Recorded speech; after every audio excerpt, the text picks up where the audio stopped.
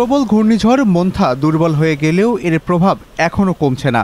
আগামী 2 থেকে 3 দিনের মধ্যে পূর্ব মধ্য বঙ্গোপসাগর এবং এর আশপাশের এলাকায় একটি লঘুচাপ সৃষ্টির সম্ভাবনা রয়েছে, এমনটাই জানিয়েছে আবহাওয়া অধিদপ্তর।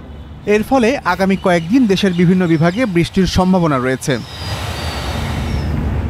এই আভাসের প্রথম দিন 1 নভেম্বর রংপুর, রাজশাহী, ময়মনসিংহ, ঢাকা ও সিলেট বিভাগের অনেক জায়গায় এবং খুলনা, বরিশাল ও চট্টগ্রাম বিভাগের কিছু কিছু জায়গায় হালকা থেকে মাঝারি ধরনের বৃষ্টি বা বজ্রসহ বৃষ্টি হয়েছে।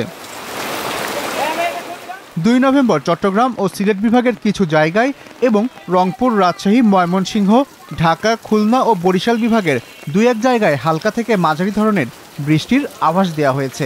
এ সময় বজ্রসহ বৃষ্টিও হতে পারে। 3 নভেম্বর চট্টগ্রাম বিভাগের 2-1 জায়গায় বৃষ্টি বা বজ্রসহ বৃষ্টি হতে পারে। এছাড়া দেশের অন্যান্য অঞ্চল আংশিক মেঘলা থাকতে পারে। একইভাবে 4 নভেম্বর চট্টগ্রাম বিভাগের কিছু কিছু জায়গায় এবং বরিশাল ও সিলেট বিভাগের 2-1 জায়গায় সামান্য বৃষ্টি হতে পারে। সারা দেশে দিনের তাপমাত্রা প্রায় অপরিবর্তিত থাকতে পারে এবং রাতের তাপমাত্রা সামান্য বাড়তে পারে।